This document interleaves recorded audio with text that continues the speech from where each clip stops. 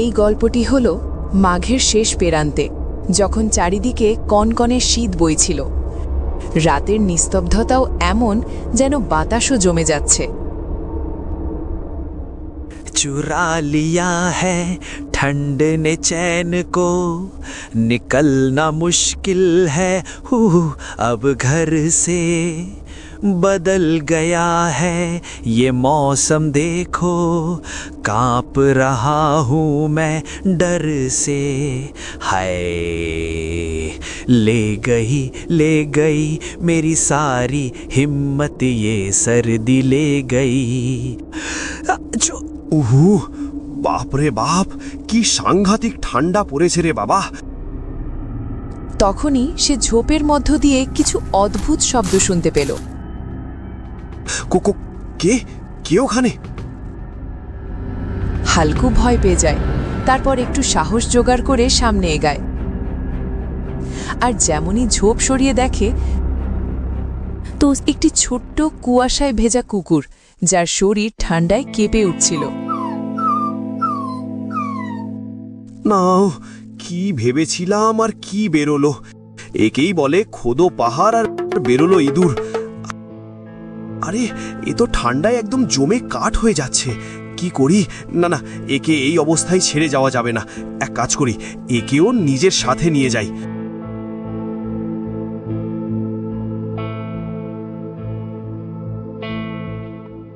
এরপর হালুকু ওকে নিয়ে নিজের বাড়িতে গেল। বাইরে বরফ শীতল হাওয়া বইছিল, আর ভেতরে ছোট একটা পরদীপের ম্লান আলো জ্বলছিল। আরে কেন তুমি একে নিয়ে এলে? আমাদের নিজেদেরই খাওয়ার কিছু নেই, দুবেলা দুমুঠো খাবার জোটে না। আর বলো তো, একে তুমি কি খাওয়াবে? আরে মুন্নি, তুমি বোঝার চেষ্টা করো। এও তো আমাদের মতোই একা। দেখো কেমন করে দেখছে, যেন বলতে চাইছে আমাকে এই ঠান্ডার হাত থেকে বাঁচাও। হালুকু নিজের পুরনো ছেঁড়া চাদর খুলে সেই ছোট্ট জবরাকে জড়িয়ে দেয়। দেখো মুন্নি, দেখো ও আমাদের দিকে কেমন করে তাকাচ্ছে।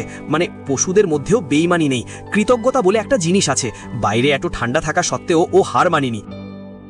কিন্তু মুন্নির কুকুরটার প্রতি একটুও দয়া হয়নি, আর সে রাগে বলল, জানোয়ার, জানোয়ারের মতোই থাকতে দাও, বেশি মাথায় তুলে রেখো না ওকে।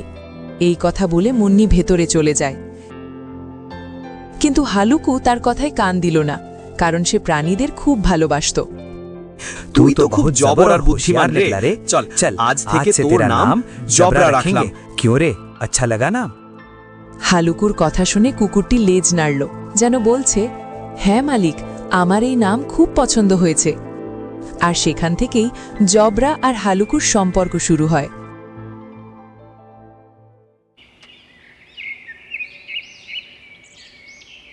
পরের দিন হালুকু নিজের বিছানায় বসে কাঁপছিল। পাশেই তার স্ত্রী মুন্নি চুলোর কাছে বসেছিল।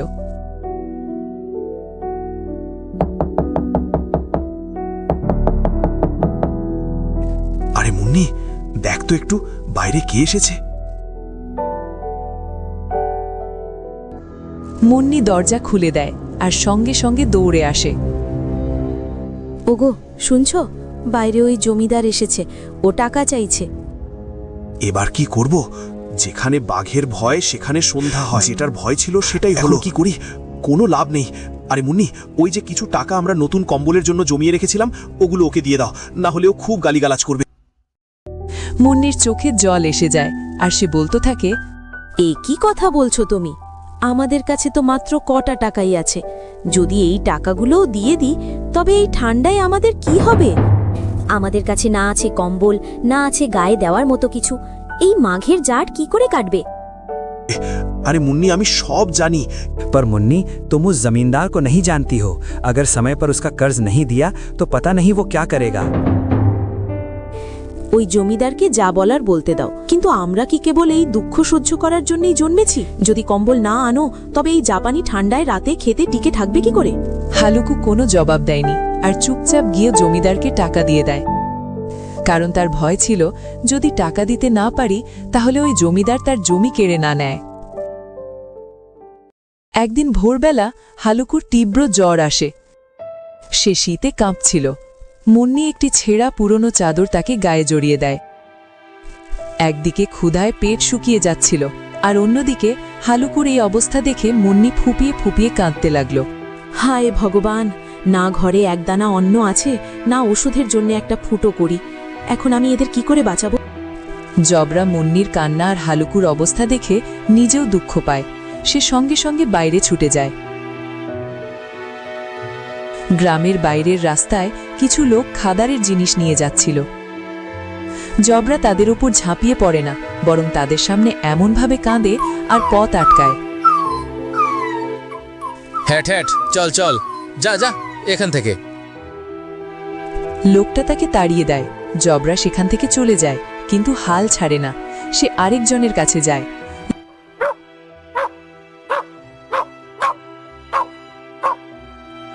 মনে হয় কুকুরটা খিদেতে আছে, যা এটা তুই এই নিয়ে যা।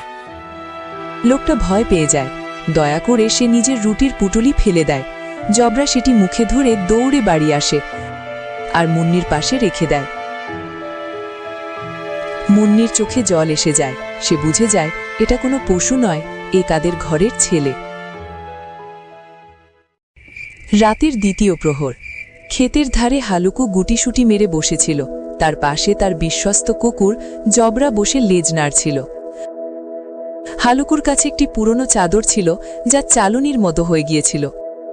হালুকু জবরাকে বলল, কিরে জবরা, তোরও খুব ঠান্ডা লাগছে?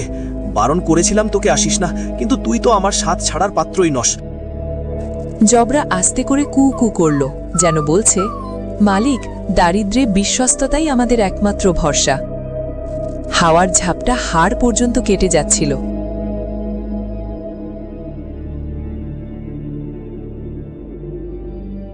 বড্ড ঠান্ডা পড়েছে রে।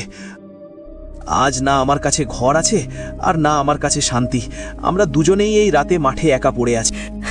কিরে, এখন একটু আরাম পাচ্ছিস জবরা? তুই আর আমি দুজনে মিলে এই ক্ষেতে পাহারা দেব।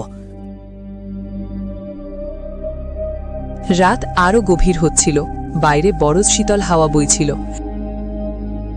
কিন্তু আগুনের সেই তাপে হালুকু আর জবরা দুজনেই একে অপরের সঙ্গ পেয়ে গিয়েছিল। এখন আর হালুকু একা নয়। আগুনের তাপের উষ্ণতায় হালুকুর চোখ লেগে যায়। তার মনে হলো এখন আর না তার ঠান্ডা লাগছে, না ক্ষুধা। হঠাৎই নীরবতাকে চিরে এক আওয়াজ এলো। জবরা চমকে উঠে দাঁড়ালো আর জোরে জোরে ঘেউ ঘেউ করতে লাগল। জবরা দেখল মালিক ঘুমিয়ে আছে। জবরা ক্ষেতের দিকে দৌড়ে গেল। সে নীলগাইদের তাড়া করল। জবরা পুরো রাত নীলগাইগুলোর পিছনে ছুটতে থাকে। কিছুক্ষণ পরে এক অদ্ভুত শান্তি নেমে এলো। জবরা ঘেউ ঘেউ করতে করতে ক্লান্ত হয়ে পড়ল।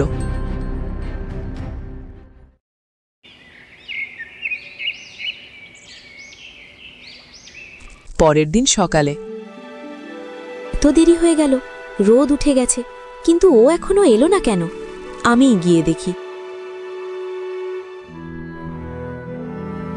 মুন্নি দৌড়াতে দৌড়াতে খেতে পৌঁছালো।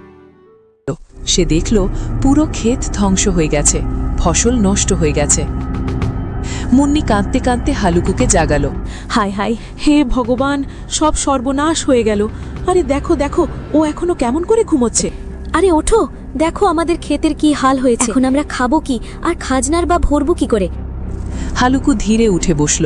তার মুখে দুঃখ ছিল। আরে কি হলো? কি বলছো তুমি?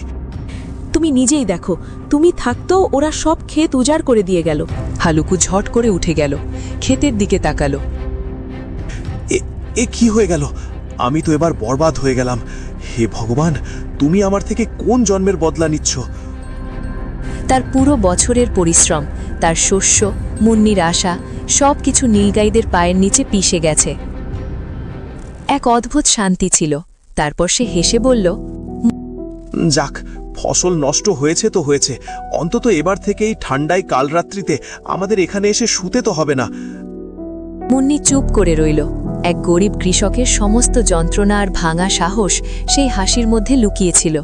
কিন্তু আমাদের জবরা কোথায় গেল? ও হ্যাঁ, জবরা কোথায় গেল? আমি তো কাল রাতে ওর ওপরই সব দায়িত্ব দিয়েছিলাম। কিন্তু ও কোথায়? হালুকু তাকে খুঁজতে লাগলো। जबरा আরে ওরে জবরা, কোথায় গেলি রে তুই?